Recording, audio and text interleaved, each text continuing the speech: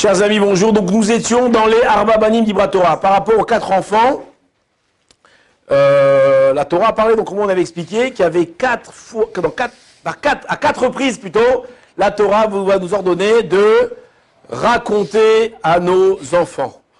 D'accord? Maintenant, pourquoi 4 fois? Alors, comme nous dit le Balagada, Keneged Arba Banim d'Ibra Torah, par rapport à 4 enfants, la Torah vient nous parler. Ça veut dire que nous aurons 4 sortes d'enfants, où il y a 4 sortes d'enfants. Alors, on a dit la dernière fois ce qu'on a dit. Maintenant, ce que vous remarquerez, c'est que quand il va énumérer les 4 enfants, le Balagada, il ne va pas dire Echad, Chacham, non, il ne va pas dire un Chacham, Racha, Tam et Shedo Ishol. À chaque fois, il va dire Echad, Chacham, Echad, Racha. Alors, c'est vrai qu'en français, c'est comme ça qu'on dit. Mais en hébreu, on aurait pu dire 4 enfants. Chacham, Racha, Tam et Shedo Ishol.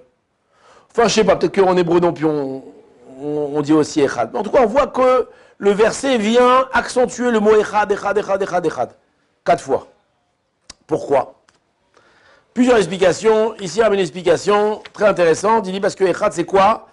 C'est combien la valeur numérique du mot Echad? 13. Qu'est-ce que ça vient signifier? Qu'est-ce qui se passe à 13 ans? La bar mitzvah. Qu'est-ce qui se passe à la bar mitzvah? On devient un adulte. On devient un adulte? La fête. Qu'est-ce que ça veut dire, la fête? On lit la paracha, on lit ici. Sur la personne en tant que telle et plus sur les parents. À part ça, il y a une autre chose. C'est que alors quoi? Le Yetzeratov, pardon, le Yetzeratov va pénétrer dans la personne. Et alors que ça veut dire que la réelle personnalité de l'enfant, on va la connaître. Et c'est ce qui nous dit le Balagada, que quand est-ce qu'on doit, ou quand est-ce qu'on va réellement, entre guillemets, se confronter avec notre enfant? Quand je dis se confronter, c'est en bien ou en mal. On espère que vous en plus en bien. C'est à l'âge de 13 ans. Et c'est ce qu'on dit, et ce qui est écrit dans le livre d'éducation, que jusqu'à l'âge de 13 ans, alors les enfants, ils sont mignons, ils sont sympas, jusqu'à l'âge de 13 ans, en général, les enfants, les petits-enfants, ils sont mignons.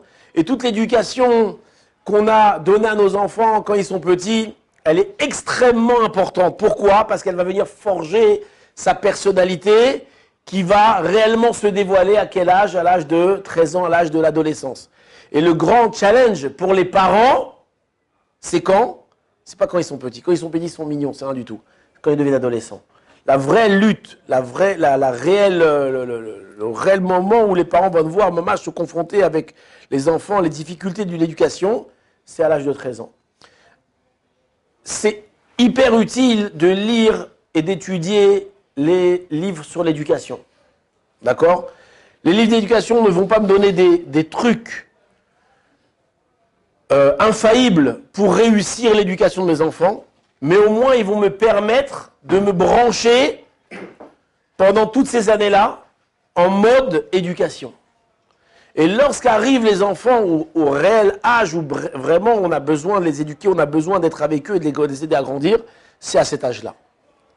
D'accord? Et c'est ça que le Balagada il vient nous mettre devant nous. À l'âge de 13 ans, réellement commence l'âge de l'éducation et 12 ans pour une fille.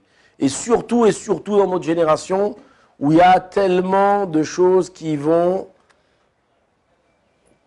faire pencher les enfants du côté pas tellement agréable. Donc les parents, blindez-vous parce qu'à 13 ans, ça commence réellement. C'est sympa quand même, on nous a laissé 13 ans pour nous entraîner, pour respirer. Mais les vrais problèmes, ils commencent à 13 ans. Très bien, Bezrat Hashem, on espère qu'on n'aura pas de problème, que... C'est sûr, amen, mais il faut travailler. Alors le premier enfant, c'est quoi? Chacham. Chacham Baou Omer, Ma Edod Vachukim Mishpatim, Asher Tziva Hashem Elokeinu Etrem. Vous voyez que le Chacham, lui, qu'est-ce qu'il pose comme question? Qu'est-ce que c'est que ces témoignages, ces décrets, ces règlements? Qu'est-ce qu'il vient poser comme question? Des questions complexes, des questions, il veut tout savoir, il veut tout comprendre. Donc qu'est-ce que nous on doit faire? Asher Tziva Hashem Elokeinu Etrem, Afata et Morlo Kilchot à Pessar, toi aussi, ramène-lui, instruis-le, les préceptes de Pessar.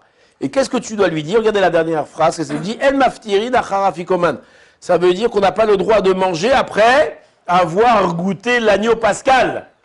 Alors on pourrait poser la question, pourquoi c'est à la halakha qu'on doit enseigner? Non, c'est à la halakha, c'est la dernière halakha, dernière des halakhot.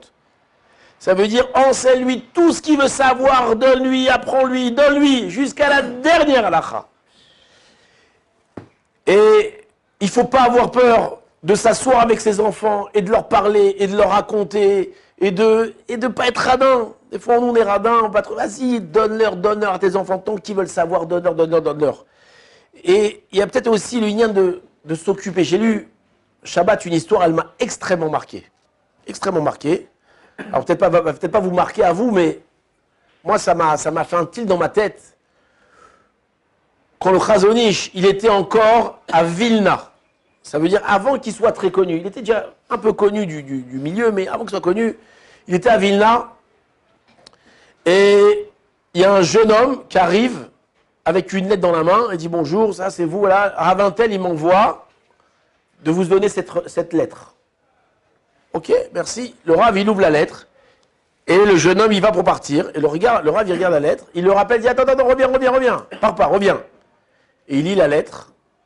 Il lui dit alors tu es venu à Vilna pour faire des études, pour apprendre. Je sais pas c'est à l'université, à l'école là-bas. Il lui a dit oui. Il lui a dit écoute, je veux que tous les jours tu ailles au Beth Midrash à la maison d'études pour au moins fixer un temps d'études. Alors le jeune homme il dit ah c'est ça que le Rav vous a écrit dans la lettre que vous me motiviez à venir étudier tous les jours. Il a dit oui, il m'a demandé ça et donc je veux que tous les jours tu ailles à la maison d'études. Mais je veux pas seulement ça. Je veux qu'après que tu aies étudié, que tu viennes chez moi pour que je te lifronne, comment on dit? Interroge sur ce que tu as étudié.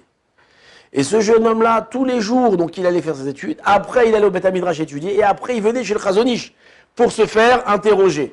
Maintenant on imagine bien, alors plus tard, ce jeune homme-là, il dit, qu'est-ce qui m'a maintenu dans le judaïsme, qu'est-ce qui m'a maintenu? Parce qu'à l'époque, il y avait aussi beaucoup de mouvements réformistes, il y avait l'émancipation n'a épargné personne, même à cette époque-là, et même dans ces endroits-là. Qu'est-ce qui m'a tenu? C'est que le soir, je rencontrais le Chazon Ish et je devais étudier avec lui. Maintenant, quand j'ai eu cette histoire, je dis mais quoi? Mais le Chazon, il avait que ça à faire. Il avait que ça à faire d'étudier avec un bonhomme tous les soirs. Il n'y a pas d'autre occupation. Il n'y a que 24 heures dans la journée. Oui ou non? Comment je dis pas de perdre, mais il donnait son temps à cet homme-là. Je dis oui, il donnait son temps à cet homme-là. Et il dit, je me suis dit, c'est incroyable cette histoire. Pourquoi? Si le Chazon Ish, qui était un homme, on imagine, hyper occupé, qui perdait pas un instant, et qu'il était matmid, comment on dit matmid? Il était assidu à son étude de façon incroyable. S'il était capable de donner du temps à un bonhomme qu'il ne connaît même pas, mais nous, combien on doit donner du temps à nos proches, combien on doit du temps à nos enfants, à nos élèves? Et c'est ça qu'il lui dit, tu lui apprendras jusqu'à la dernière halachot. Attends, ton fils, tant que ton fils il veut écouter, donne-lui. Ne dis pas, je suis fatigué maintenant. Il en veut encore, donne-lui. Vas-y, donne-lui, n'arrête pas. En tout cas, c'était une histoire très très marquante. Ok, bon, je ne dis pas c'est ce qu'on peut apprendre du Chacham, mais ici, et plus que ça, c'est une grande bracha, et surtout dans notre génération, d'avoir un enfant comme ça. Donc celui qui en a un dans les mains, il ne faut pas qu'il lâche. Et on n'a pas dit d'être lourd avec lui, de lui faire pression, tu l'as pas tué non plus, d'accord? Il faut laisser vivre, il faut qu'il soit content, il faut qu'il soit heureux. Mais combien on doit investir? Et celui qui a un enfant comme ça, combien il doit investir? Combien il doit lui donner? Bezra Hashem, Shachem Yebezrenu.